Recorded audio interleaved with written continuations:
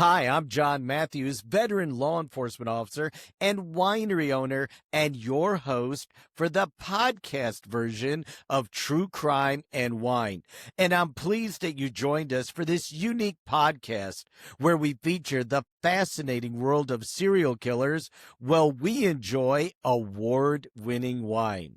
So why serial killers and wine? Well, the answer is simple. Since I'm the only winemaker in the world who's captured a serial killer. And no, I didn't use wine. So this is real true crime and real wine. And each episode, myself and Brandy Diamond, the popular podcast host of Texas Wine and True Crime, which you can also hear on Spotify and all of your favorite podcast platforms, well, she'll join me and together we'll take you on a journey profiling some of the world's most interesting and intriguing serial killer cases while enjoying some of our favorite wines. I've got my favorite Casaro wine. Today it's Montepulciano. But we'll talk about that a little later. So pour yourself a glass of killer Cabernet or maybe murderous Merlot and join us for this podcast version of True Crime and Wine.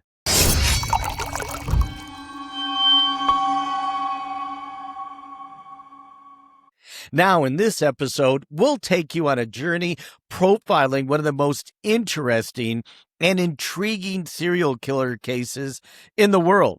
So let's welcome Brandy Diamond to the show. How you doing today, Brandy? And what do you think of this really unique story we're about to unravel? Hey, John. Great to be back in the studio with you. So a couple of things kind of pop out about this particular case. One, we're talking about a woman serial killer, which is much more rare than a man serial killer. Yeah, only about 12% of the serial it's a very killers small number. are female. Yep. And so I'm also thinking about, we did the eyeball killer, first episode. And I feel like when it comes to serial killers, they all have their thing, right? So she definitely had her thing. And what a wild thing this is. And I can't even imagine what the people, and gosh, we're going back to the early 1900s too with this. So there's a lot to unpack, but what do you think about this case? Being in law enforcement, studying serial killers, what are your first thoughts when you came across this case? Honestly, this is one of the most unique serial killer cases I've ever seen. Like you said, female, so that's very rare. The victims willingly came to her. She didn't go out. She didn't hunt them down. But also her method of murder and body disposal, I think this is one of the most perfect crimes I've ever seen. And for somebody that spent 40 plus years in law enforcement, there's not very many perfect crimes out here. But if she hadn't been tricked into a confession, I really believe she could have gotten away with this forever. I agree with you on this one. She definitely hit it well in things, covering up these crimes. So we're gonna tell the listeners about that. But let's start with, who is this woman? Where is she from? What time frame are we looking at? Well, her name was Leonarda Ciancelli. She was known as the soap maker of Correggio. And we'll get into that unique aspect of the case in just a little minute. But we're talking pre and post World War II Italy, in a very rural, remote section of that country. And she was born of a mother who was raped, and the rapist forced her to have the child. So Leonarda was that child. She was born April 18th, 1893, and she was also the victim of abuse by her mother, because her mother felt, because she was a child of rape, that she was cursed and she would forever be cursed. And Leonarda internalized those thoughts. Her family was very, very impoverished, and we've seen this with several serial killers that we've studied. She tried to commit suicide twice, but failed each time. She was a petty thief and a con artist. And eventually, when she married a much older registry worker, basically an office worker in the government, against the wishes of her parents. So that's the character that we're dealing with today. Well, you grow up being told you're nothing and treated like you're nothing. And she sort of disposed of these people like they were nothing. So, you learn what you live. And sounds like she had it hard from the very beginning, and people just around her were no help. So, John, I think what makes our show just a little different to this, and thanks for opening with this, profiling where they come from, who they are, what makes them think like this, what makes them actually commit these crimes. I think that's what makes our show just a bit different is your history of this. You can look at the MO, you can look at who they are, where they come from, the victim style, the weapons they use, what are your thoughts on that when it comes to this case? Well, and people ask me all the time, are these serial killers, are they born to kill? Is it nature or is it nurture? And I always tell people, in my experience, it's the perfect storm. It's the nexus of nature and nurture. And in Leonardo's case, you can see impoverished, abused, kind of tortured by her parents, especially her mother, who said she was a cursed child, that she grew up in a very rough life. The family had no money at all. So what were her survival mechanisms? What were her techniques? And with spree killers, there's a precipitating incident. Something happens, they snap. With mass shooters, same thing. Something happens and it leads them down to a path of mass shootings. But with serial killers, they evolve. And that's why it's so important to look at their MO and to look at the entire picture, the victimology, the geography, everything, because it all comes together. Nature and nurture comes together. And when it's the perfectly wrong combination, that's what creates a serial killer. And I think we're already starting to see it with a very early introduction to her. Why is being a thief and a con man important in this context? Because I think you see that evolution of survival. She was Absolutely. impoverished. She was starving. Her family didn't treat her well. And that's how she coped with life, being a criminal and honing her craft as a con artist. I'm this case is very fascinating for a couple of reasons, but the two things, John, I want to kind of bring up here is food and soap, right? Surviving to eat and stay clean. And I think Yes. this is just a natural reaction to our brain mechanism, right? Of survival. And gosh, you think, was it these things as a young child, not having them, and then being able to have them later on, but in a very strange and screwed up manner. But gosh, I just think you're right. The nexus of nature and nurture is just coming full forefront here. And that's why it's so important when we look at serial killer cases to know their background. Where did they come from? How did they develop?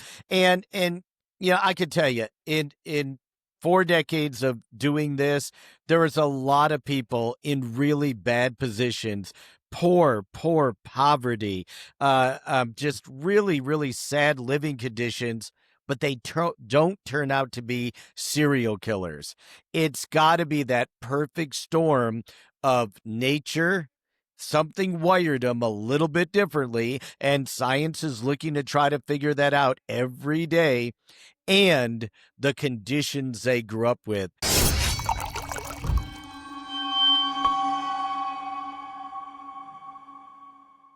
So let's kind of talk about Leonardo a little bit. We know as a child, she had a very rough childhood, that even as a young adult, she was arrested on several occasions. She was a thief. She was a con artist. She honed her craft at swindling people out of money so that she could survive. But even when she got married, she had a run of bad luck.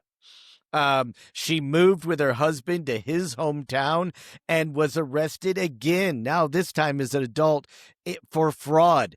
Again, con artist, and she's defrauding people. That was in 1927. She serves her time, comes back out.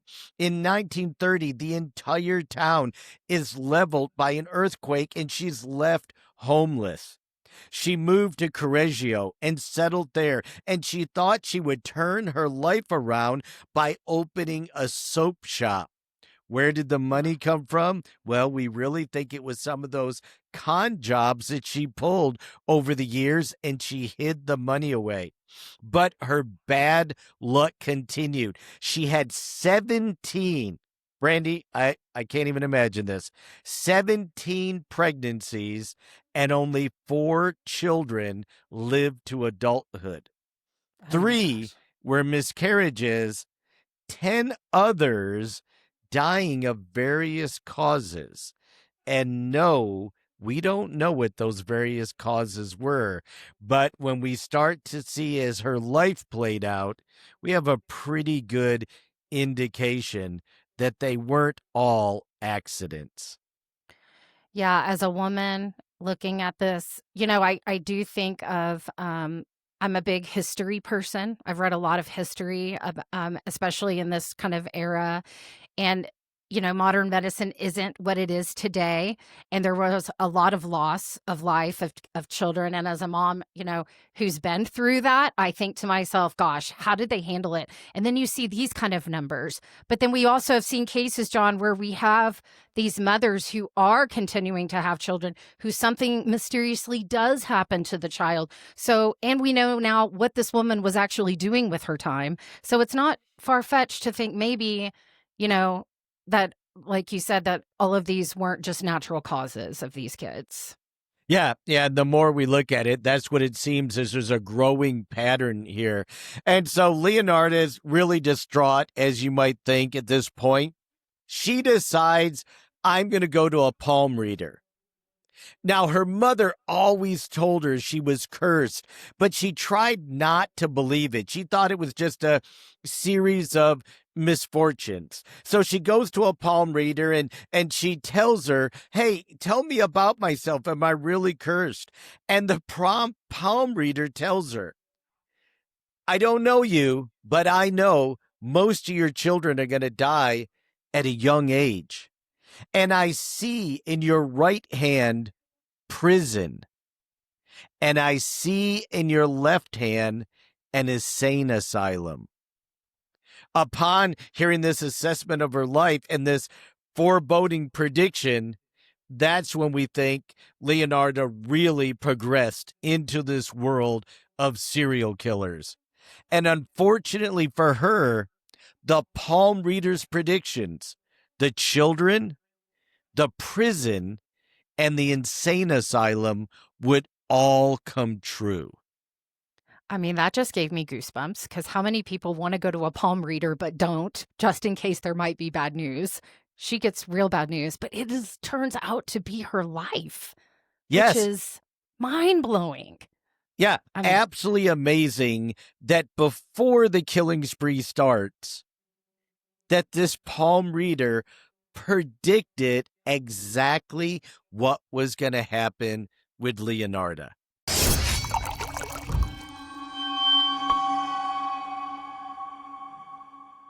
Now, before we get into the first victim here, how about our wine break? Are you ready for a wine break, Brandy? I could use a wine break. On each episode of True Crime and Wine, we feature one of our Casaro winery brands, and it's fitting to share with everyone that I'm enjoying today a glass of Montepulciano. This is one of our favorite wines at Casaro. It's kind of a garnet color, beautiful, beautiful with pizza and pasta. This one wine alone has won us 14 18 international medals. And when folks come into the winery, it's one of our most popular wines. They order it all the time. They sit down, they have a pizza, maybe a charcuterie board, and they say, listen, John, we know the Montepulciano is a huge winner. It's got a great aroma, great flavors to it, and it holds up to some of the best dishes that you can make, whether it's a veal parmesan or any type of pasta or pizza. So today we're celebrating, and I see you've got your True Crime and Wine glass brandy with our Casaro Montepulciano. And as always, you can get those at casarowines.com. Order online. We ship to 43 states. Try the Montepulciano or any of our True Crime branded wines. Salud. Salud.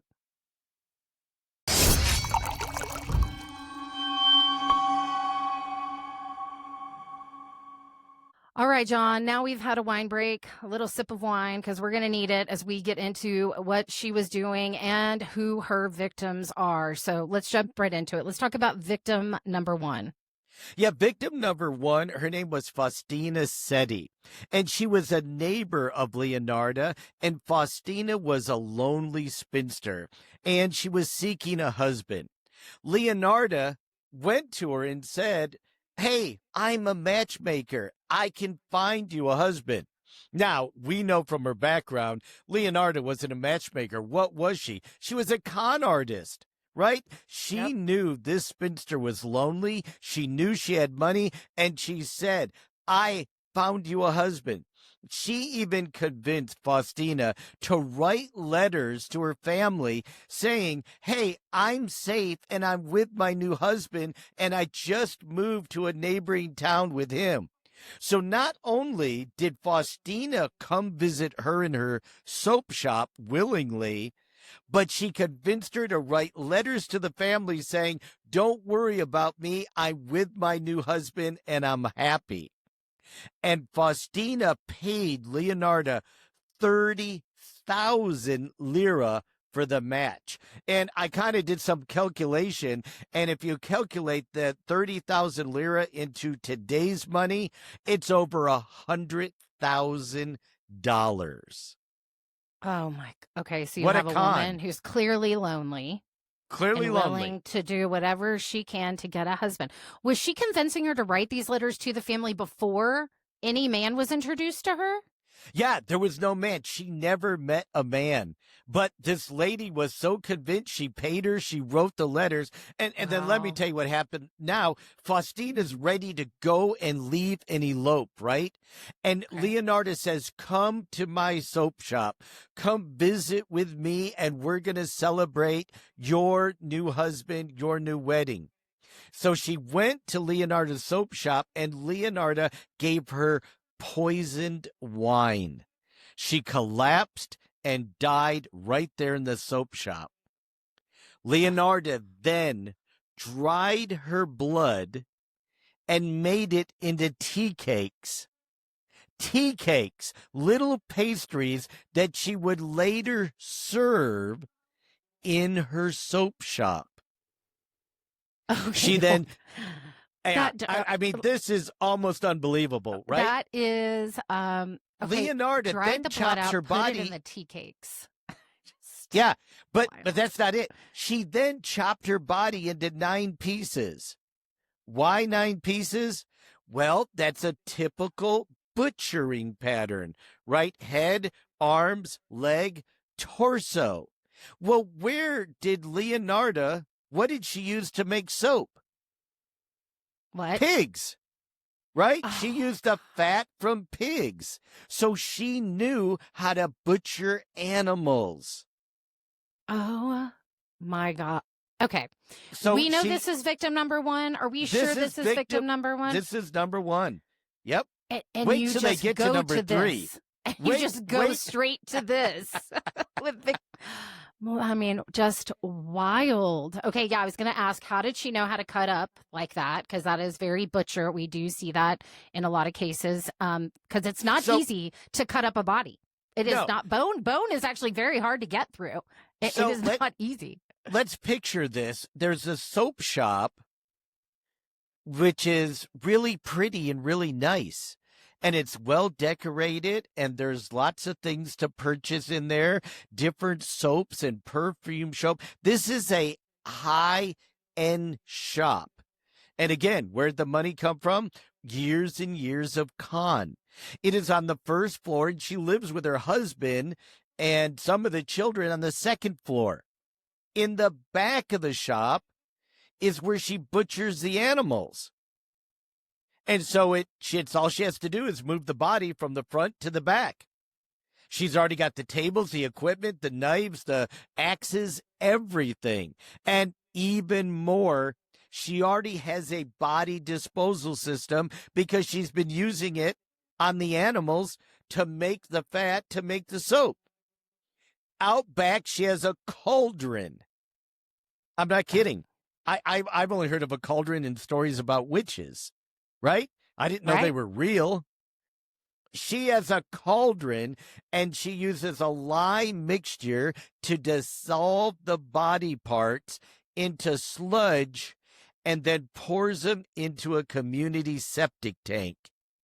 No evidence, no clues, no body, no victim. Gone. 100%.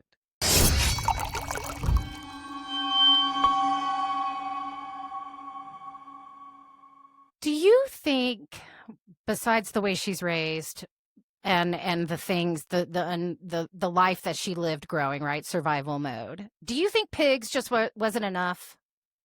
Like, do you think she found satisfaction in the cutting, in the disposal, and then wanted to see if she could do it to a human being? That was kind of my first thought when I was thinking about this.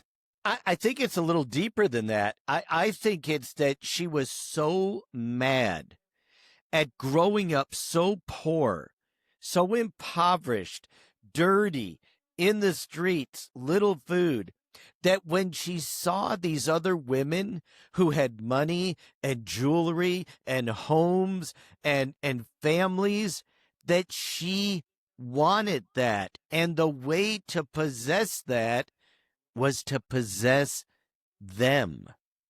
You're so right about that. So right about that. All right, so we've got crime scene. Okay, so let's talk about, you said, okay, this is victim number one. Yep. She's putting this in tea cakes. What is your thought about that? Why is she now using this stuff in the things that she produces that people are purchasing from her? What is the fascination in that? Well, one, it's free materials, and so she's using the dried blood to make tea cakes. And we're also going to see later that she progresses to using body parts, especially fat, to make the soap sold in her soap shop. So she is totally embodying that victim and then selling it to the other victims. These women are willingly coming into her shop, and they're sitting and they're having a glass of wine and they're smelling these great soaps and candles, and they're eating tea cakes, and they're having a grand old time in this soap shop. So the crime scene is perfect. The victims come to her. She poisons them with wine and moves them into the back where she's already got an entire butcher shop with the pigs. So if anybody walked in there, what are they going to see? Hair, blood, pig parts. There's going to be nothing out of the ordinary. Wow. The victimology, it's wealthy women who need something. And we'll learn a little bit about that later.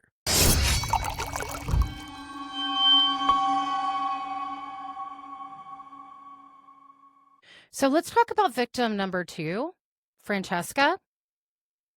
Yeah, Francesca, again, a middle-aged woman who was lonely. So you see this pattern, right? She's seeking out these lonely women. But is she going out and finding them? No, they're coming into her store. They're coming into her soap shop. And what is Leonarda doing?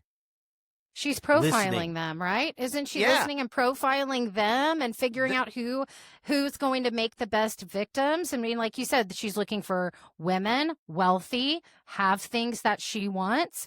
And like you said, need something. I mean, for a woman to pay that much money to get a husband and then to write letters to her family that she's already with that person and she's never actually met them. I mean, there's some psychological stuff there too of like loneliness, right? And Yeah. just want and need. And she definitely preyed upon that. Yeah, and Leonardo is doing that. She's profiling the victims. All these women, they're coming into her shop, they're drinking wine, they're eating tea cakes, and what are they doing mainly? Talking. It's like a modern day beauty shop, right? The women are in there talking about, I'm lonely, I need a husband, I need this, I need that, and she's listening and profiling them. So Francesca comes in, victim number 2, a lonely middle-aged woman. And she said, I really want a job. I really want to go back to work, and I want to be a teacher again. I used to be a teacher, and I really miss that. So Leonardo tells her what? Oh, I found you a job.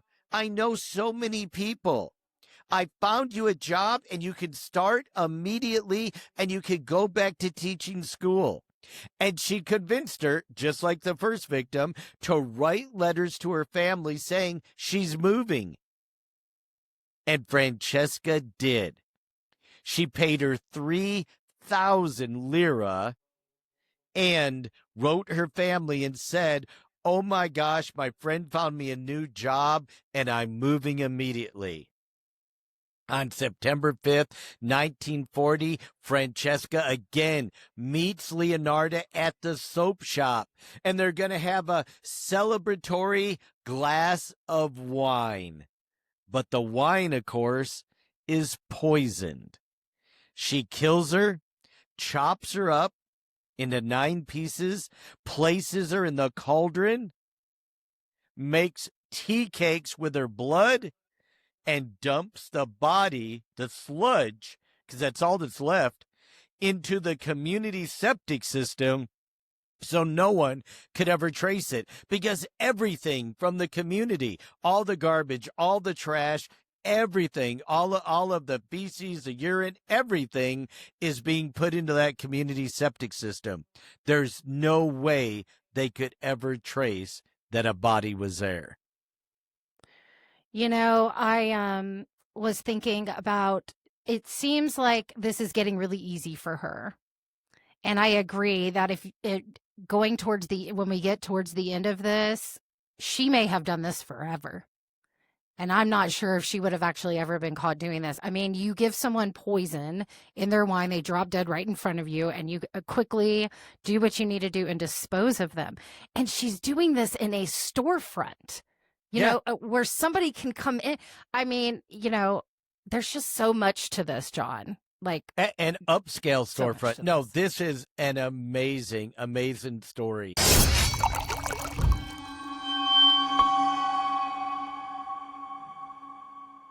Now, do you like profiling along with your favorite podcasts like this one or favorite true crime television show? If you do, I've got a treat for you. We just released a brand new True Crime Profilers notebook. Yes, a notebook that I designed that's filled with pre-formatted prompts so that you can listen to your favorite podcast or watch your favorite television show and profile the crime scene, the victims, the killer, the geography, along with the show's host. Take your own notes. It's now available. The True Crime Profilers Notebook on Amazon.com, or you can always go to CasaroWines.com, and under our True Crime and Wine section, under merchandise, click right there. It'll take you right to Shopify, and you can get your own True Crime Profilers Notebook. Just click on the True Crime section at CasaroWines.com and scroll down to merchandise. And you can profile along with Brandy and I and all of your favorite true crime shows.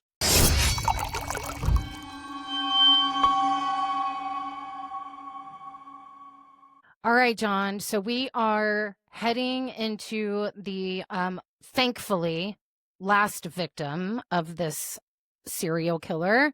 Her name is Virginia. So tell us about Virginia. Now, Virginia, she was actually a former soprano in the famous Italian opera La Scala. Famous singer, and she made a lot of money, but she kind of, ran her career and everything and was now out of the opera. So she was talking to Leonardo and said, I would so like to get back into the opera. I would so like to be a singer again.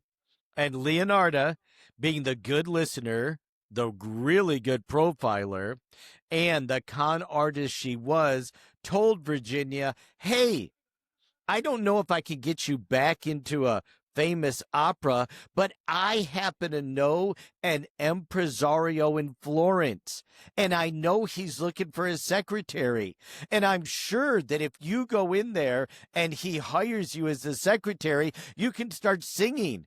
And you can perform, and this impresario is going to love you. That's the way you're going to get back on stage. That's the way you're going to get back into the opera. And Virginia bought it hook, line, and sinker. She gave Leonardo 50,000 lira.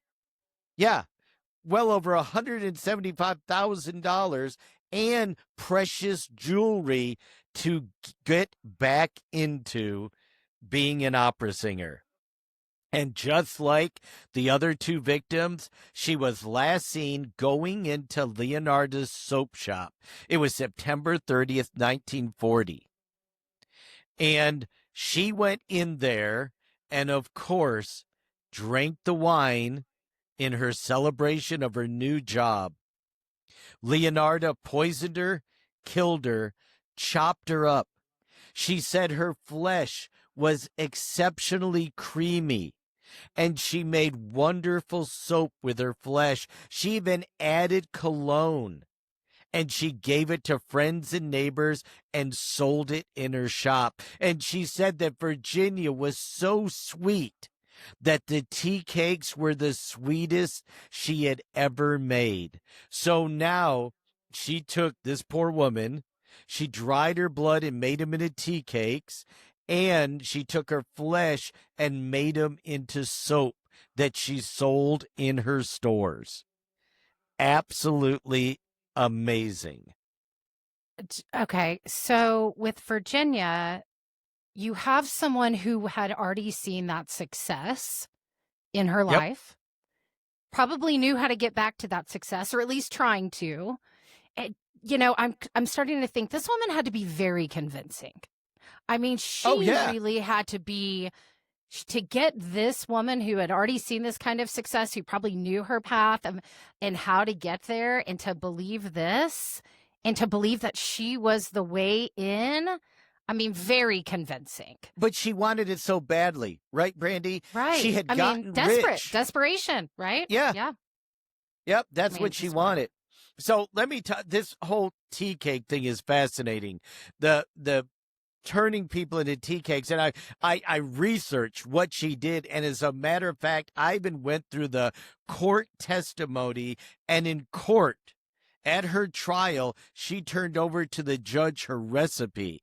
But just in general, let me tell you, she drained the blood, she dried the meat in the oven and mixed it with the necessary ingredients to make it tasty and crunchy.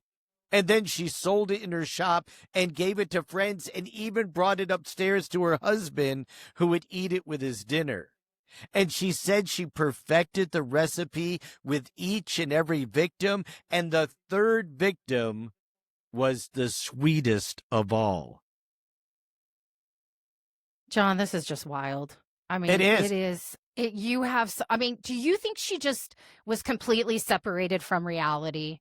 Like, to me, that is just an out of body to give it to people, to talk about the sweetness of it. It's almost like she doesn't even know what she did. But no, we see many serial killers that are cannibals, right? And when we don't talk, we talk about the Jeffrey Dahmers, but there are many, about 40%, I think, of serial killers are also cannibals. So it is a way that she controls other people too. Can you imagine the joy and pleasure she gets of feeding her husband or children? Other people, of these rich women, these pretentious women that come into her shop and eat her tea cakes. They're actually eating their friends. They're buying the soap that smells wonderful, and it's actually the soap made from their friends. So it's another way that a serial killer can victimize a large audience, a huge audience. We don't often think about that. We often think about the physical bodies of the victims of who these killers kill. But more often than not, they're thinking about the big picture, the person walking by finding the body, the person that casually, strolls up on the body, not expecting it, and how they're traumatized for the rest of their life. So these killers, they want control over people. And one way to do it is to victimize as many people as possible. So she actually loved not only the killing of it, but actually feeding and selling the victims to other people. I tell you, Brandy, when I do this show in person, we have a whole slideshow we present, and we've got all of the different crime scenes and all that. This is really weird. I don't know why. This may be our true crime lovers. I don't know why. Out of all the shows that we do, right? We're over a dozen shows right now, working our way towards 24. Out of every show I've ever done, the one slide where people get up and take pictures the most, guess what it is? The tea cakes? The tea cake recipe. And I'll just tell you what it is. It's dried blood in the oven. It's ground and mixed with flour, sugar, chocolate. That's also a key in this serial killer case here. Why would chocolate be a key? Well, chocolate's sweet. It's so is sweet? It supposed to cover up something that she's doing? A Tell little me. bit, but to me as an investigator, I look at chocolate. Chocolate in Italy in 1940 is very expensive, very rare. And who can afford it? Only the richest people. And Leonardo, being the con woman she is, not only does she put chocolate in the tea cakes, but remember how I told you she had fragrances for her soap? She can afford to buy the best fragrances and make the best soap. So it's flour, sugar, chocolate, milk, eggs, and a bit of margarine. You knead it together and bake it. So, I don't know if you want to, but after the show today, if you want to make some tea cakes for your husband, there's a recipe. Probably leave out the dried blood, but there's a recipe for you, Brandy. And I'm going to look at tea cakes a little differently my next time in London on my Sunday tea, just so you know that. Okay. And then the soaps, people bought the soaps, people ate the tea cakes. I mean, John, I think about like a woman who came from nothing and they have this beautiful store now. And like you said, but what paid for that store? The cons. And it was a life that she could never leave. But look, she had felt some sort of success, but I don't even know if that was really important to her. I don't know. Like, you think that there are people who come from nothing, they build something, they're so proud of it, but yet she had some animosity there. How are you proud of murder? But it didn't start that way, right? It didn't start that way. She was making soap. She was trying to make a living, trying to live the right way. But then something, like you said, just clicks. Right? That animosity, that hate of the upper class, the richer women, the women that had families and monies and career, that she knew she would never really have, right? Yeah. Because everything she did was built on her crimes, was built on her illegal gains, was built on her hurting people, conning people, tricking people, and eventually killing and eating people.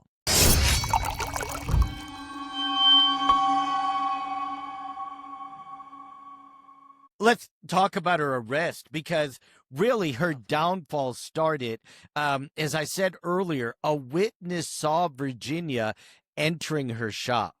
And Virginia's sister-in-law became suspicious. And because the family was very wealthy, they were able to go to the police and say, we need an investigation. And the police, who might have said, she's gone, she left, maybe she's traveling, she had money, she's free to do what she wants. But the family forced an investigation, and the police said, all right, we'll go check it out. And so the police went to the soap shop, but what do they see? Really, Leonarda, a middle-aged woman who's not very imposing. They don't think anything at all about her. They've got no witnesses. They've got no suspects. They've got absolutely no evidence. But as they're talking to her, they notice her 30-year-old son is there, and he's still living with the family. So a creative police officer says, we've got a missing woman of wealth. Leonarda, we don't think you had anything to do with it. You have this wonderful soap shop and these wonderful tea cakes and wine, but you have an unmarried 30-year-old son. So we're going to arrest him.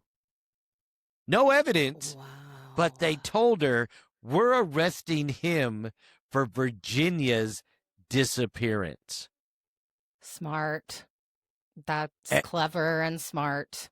Yep. And Leonarda, who, remember, only 4 of 17 children lived, Right. and her son was the oldest. I don't know favorite, but the firstborn living son, and she couldn't take it. She wouldn't let him be arrested, and she told the authorities, I confess. And she confessed to everything. Unbelievably. That's With unbelievable. no evidence, there's no way they could have ever arrested her, convicted her, anything. They literally probably couldn't have held the son any legitimate time, but she couldn't take the thought of her son going to prison, and she confessed to everything and was sentenced to 30 years in prison. And during the trial, even told the judge what she did, how she did it, how she made the soaps, and how she made the tea cakes.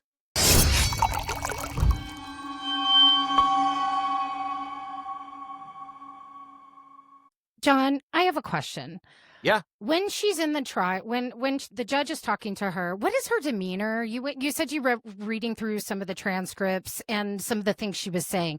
What did she have any kind of guilt? Like we talk about this with serial killers. Is there any guilt? Is there more satisfaction? Is it just because her son was being arrested and that's probably the only reason she came forward? I do believe this woman would have kept doing this. For forever if she could have gotten away with it. But what did you take from her demeanor based on those transcripts? I thought it was a total lack of empathy, just like we see in all of these other serial killers. She didn't care about the victims. She didn't care about the people she hurt. She didn't care about the people that she fed, human bodies to. She felt that she deserved having what these other women had, and she never had in her whole life. Remember, from the earliest days of her childhood, her mother told her she was cursed. She was a devil, that she was nothing. And so she grew up like that. And so she felt that anything that she did was perfectly justified. Well, that is a strange case. This is fascinating. I had not heard about this case before you brought it to me. I know the listeners are probably sitting there going, what? How? Why? Because again, you have a female doing this and very, very unusual. And this woman looks like a total normal person. I mean, she's sitting there with her legs crossed, her arms crossed in court. I mean, I can see how the police went in and could not think that this woman would be capable of doing something like this. Yep. And let's for a minute go back to that palm reader. Remember, what were the 3 things the palm reader predicted? Most of your children would die and die at a very young age. Did it come true? Yep. Sure did. Yeah. Out of the 17, only 4 lived to adulthood. That she would go to prison. That came true. She spent 30 years in prison for these murders. And right before she died, she was transferred from prison to an asylum for the criminally insane. So in her right hand was prison, in her left hand was the insane asylum. Unbelievably, everything the palm reader predicted years before came true. That absolutely amazing case. And Brandy, let me just tell you, the next time that you're in Rome, you can actually go. There's a museum in Rome, and you can see, I'm not kidding, they have a display of the soap maker of Correggio. They have her cauldron, her axes, her knives, all the tools that she used in these horrific crimes. Oh my gosh.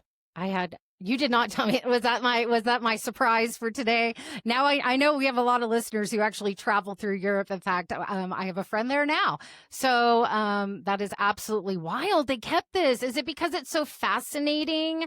I mean, you don't typically see this out on display when we talk about these kinds of crimes, but this is early 1900s. I mean, was it just a fascination of this? Well, and I still think it's an amazing crime. Like I said, to me, this was almost the perfect crime. And if she wasn't tricked into confessing, I literally think she would have gotten away with it for years because the women willingly came there. She killed him when she was alone. She poisoned him. She immediately took him, chopped him up, disposed of the bodies completely. And you're talking about 1940. There wasn't evidence collection teams and DNA and forensics and everything like we see today. Everything was washed down a common community septic system. I think she would have gotten away with it forever. And that's why I chose this as one of our true crime and wines, A Cup of Murder, and I think it is a very unique and interesting story. No doubt about it. Our listeners are really going to have to, after they're done listening to this, they're going to have to go watch something happy, or they're going to have to think of themselves, how does this happen? But, like you said, something just triggers and flips, and it's not the first time we've seen it. So, John, great investigating on this one. Great reading the transcripts and really kind of bringing this, because I am willing to bet a lot of people have never heard of this case.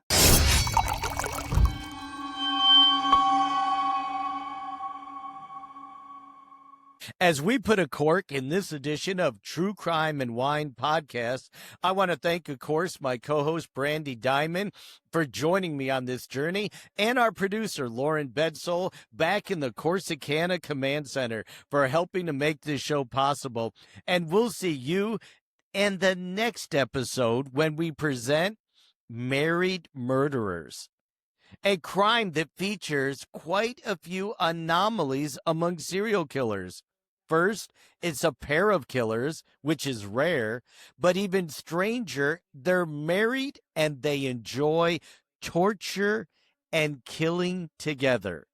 So we look forward to seeing you on the next episode of True Crime and Wine, Married Murderers. I'm John Matthews. Thanks for joining us today for True Crime and Wine, and salute. Cheers.